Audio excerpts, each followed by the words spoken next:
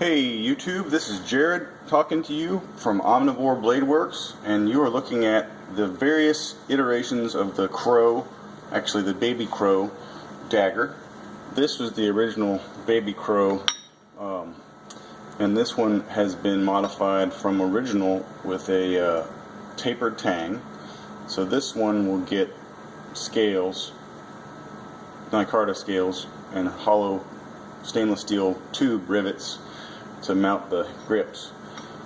The next iteration that I never really did much with was this hollow ground hidden tang version, and it's a little bit difficult to make a handle for because the only one I did was the fancy one where I took a piece of silver and I pierced all the way through from the front, or from the point in, and then made a little hilt right here as a little cross guard, and then I was able to slide some micarta onto the back, and actually I made a little jade spacer. It was a really fancy, probably the fanciest little knife I ever made. The next iteration is the hidden tang that's also tapered, and it's going to get a guard that slides up like so, and this will be shaped a little bit nicer and fitted, so it goes all the way up to the top, and then a handle that's machined out micarta, and then a little mosaic or solid pin will go down here in the butt, so it'll be real strong, have a nice little guard. Anyway, I was going to do a little point strength test on this block of red oak because a customer asked me about how strong they are.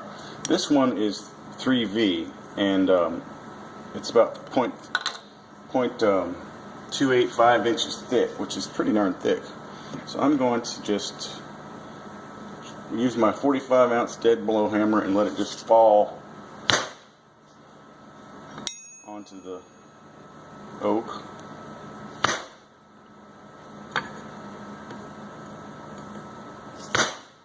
Well, more than fall. And then I'm going to just sort of snap them out real quick. That one was fine. That one's fine. That one didn't really go in very deep. They all held just no problem, like I expected. Let's go in a little deeper with this one. Alright, that's no problem. A little deeper. Now this one, I believe, are mar-tempered, because I had Eastern Carolina Metal Treating do some blades for me, and they screwed up and they mar-quenched a bunch of stuff, and I believe that this, some of the other ones might be mar-quenched, and that's why that snapped off. But I'm going to also check this one again and make sure, see if it's going to do the same thing several times.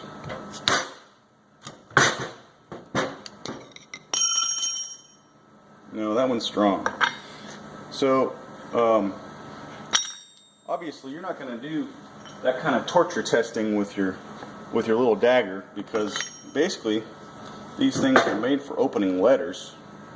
And of course, if you were to throw this into oak, it's not going to have the same amount of force in its own weight, really, to try to bend it over. So I'm pretty confident that these are strong enough to do any job that a little letter opener is supposed to do in the field or at home. So this one's actually 5160. I have a few of these. That's Aus-tempered 5160. The original is Aus-tempered 1095. And then this is Super Dragon Flame hardened 3V. And then this one obviously is mar-quenched by some dumbasses. So that's the problem with hiring out your heat treat. Sometimes people screw up. So there you have it.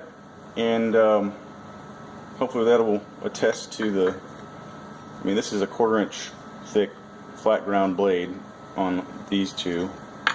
And this is a 0.285 flat ground blade, so you're going to have a lot of strength in this, obviously.